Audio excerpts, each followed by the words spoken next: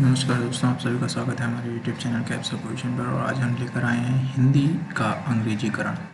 क्या है ये हिंदी का अंग्रेजीकरण? क्या हम अंग्रेजी से मुक्त हो पाए हैं? समझते हैं। अंग्रेजी बोलने वाले को हम अंग्रेज बोलते हैं। ठीक इसी प्रकार हिंदी बोलने वाले के लिए जो शब्द है वह है हिंदू।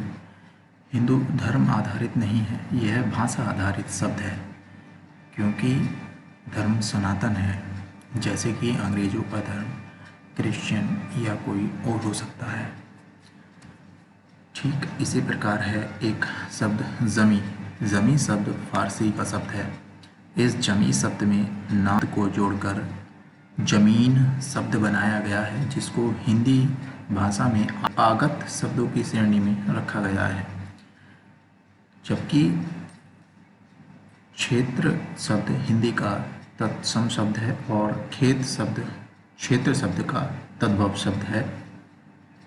क्षेत्र शब्द भूभाग के लिए यानी कि पृथ्वी के किसी भाग के लिए अर्थ रखता है, लेकिन जमीन शब्द को ज़मीन शब्द में परिवर्तित करके आगत शब्दों में स्थान दिया जाना हिंदी भाषा का फारसीकरण है, क्योंकि हिंदी भाषा का अपना शब्द क्षेत्र तद्भव व तत्सम दोनों ही रूपों में उपस्थित है। इसीलिए मनोविज्ञान तो यही कहता है कि यह हिंदी भाषा का फारसीकरण है।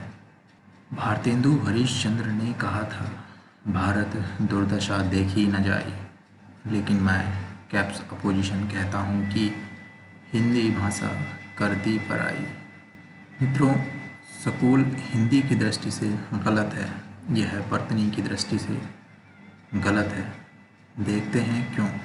क्या स्कूल सही है या स्कूल सही है? स्कूल का उच्चारण स्कूल है।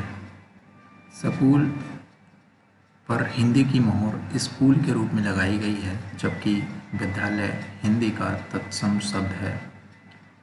विद्यालय का अर्थ है विद्या का आलय, यानी कि विद्या का जहाँ पर अर्जन किया जाता है, सीखी जाती है।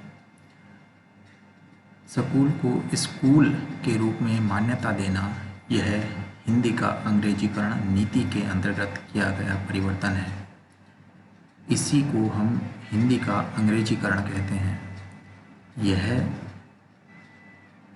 हिंदी का आधुनिकीकरण नहीं है, यह अंग्रेजीकरण है, क्योंकि 1947 की आज़ादी, भारत की स्वतंत्रता कहती है कि अंग्रेजीकरण आधुनिकीकरण नहीं है, क्योंकि अंग्रेज़ों का गुलाम भारत आधुनिक भारत नहीं था।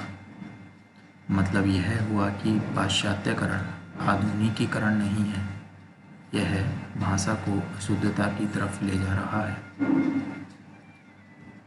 बहुत बहुत धन्यवाद मित्रों, आपकी राय हमें ज़रूर बताएं।